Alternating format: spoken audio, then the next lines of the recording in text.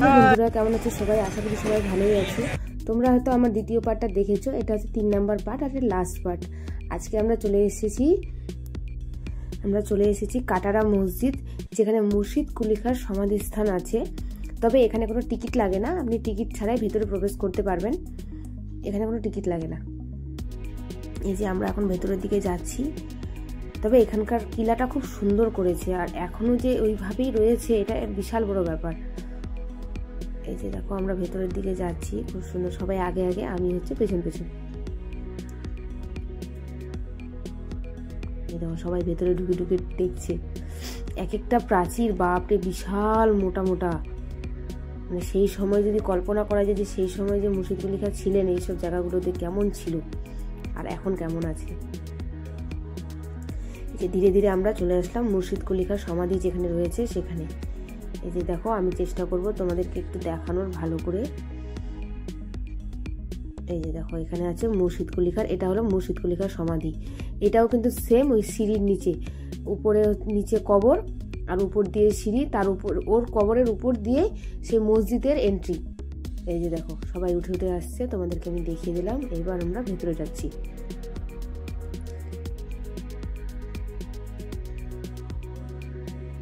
টেক্সচারগুলো এত সুন্দর আছে, এটা মানে অবাক।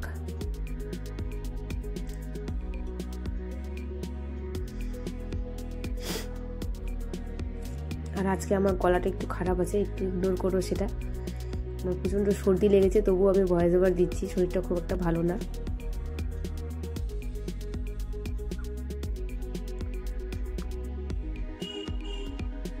প্রত্যেকটা জিনিস খুব সুন্দর আছে, মানে হিস্টোরিক।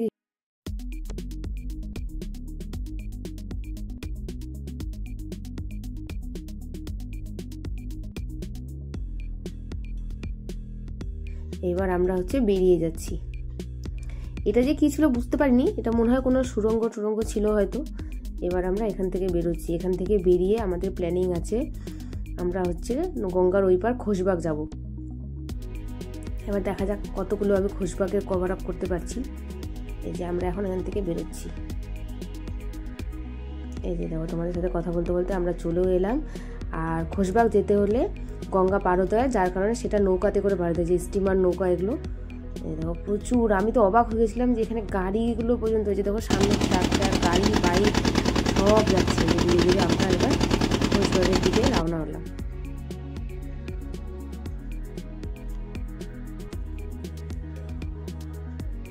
আমরা পৌঁছেও গেলাম। দেখো এই যে সবাই হেঁটে হেঁটে এবার আমরা টোটো নিব। টোটোর অপেক্ষা করছি যে কোন টোটোটা আমাদেরকে খোশবাগ নিয়ে গিয়ে পৌঁছে দেবে। এই যে খোশবাগ আমরা চলেও এসেছি। খোশবাগে বিশেষত কিছু নেই, এখানে সমস্ত সমাধিগুলোই রয়েছে, সমস্ত কবর রয়েছে। এখানে রয়েছে সিরাজউদ্দৌলার কবর মেনলি। ওকে তো টুকরো টুকরোতেই রাখা, মানে কেটে টুকরো টুকরোই করেছিল, সেই টুকরোগুলোকে একত্রিত করে তার এখানে হচ্ছে সমাধি রয়েছে সিরাজউদ্দৌলার।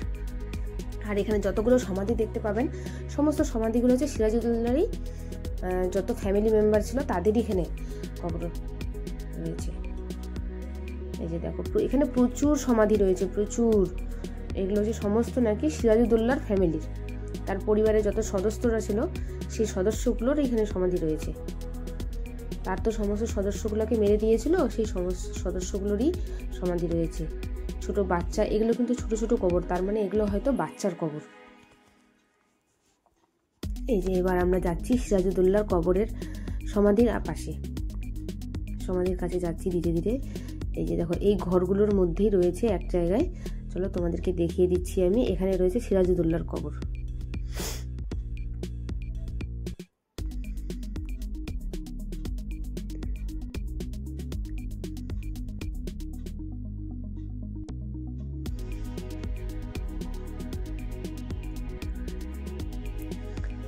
এই যে দেখো সিরাজউদ্দৌলার কবর, ওই যেটা মাঝখানে দেখা যাচ্ছে উঁচু করে রয়েছে, সেটাই হচ্ছে সিরাজউদ্দৌলার কবর। ভেতরে যেতে বারণ করা আছে, যার কারণে ভেতরে যাওয়া যাচ্ছে না।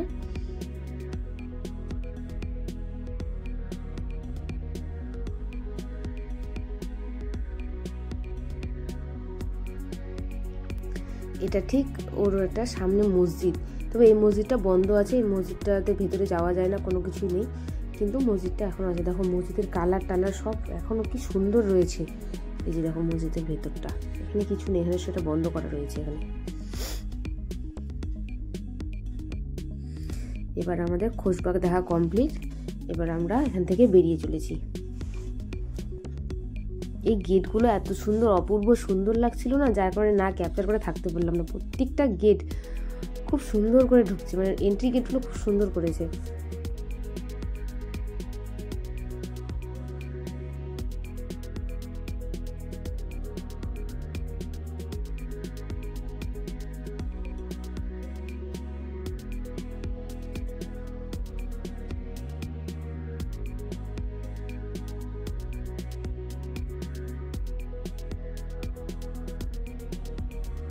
এই যে দেখো আমরা বেরিয়ে এসে, যে আমার দুষ্টু নিজে শুজ পরবে, কাউকে পরতে দেবে না। ও বলে না আমি নিজে পরবো। দেখো খালি এত দুষ্টু, নিজে পরে নিল।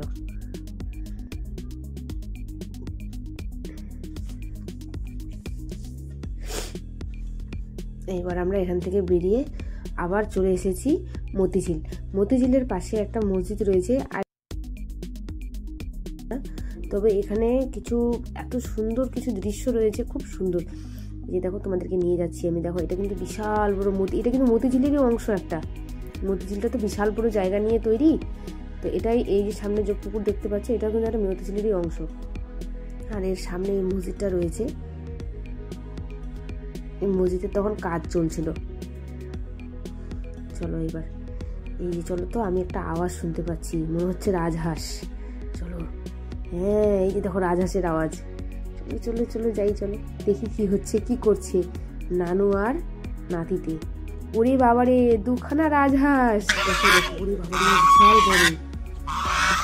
ওরে বাবা, আমি প্রথম এত বড় রাজহাঁস দেখতেছি।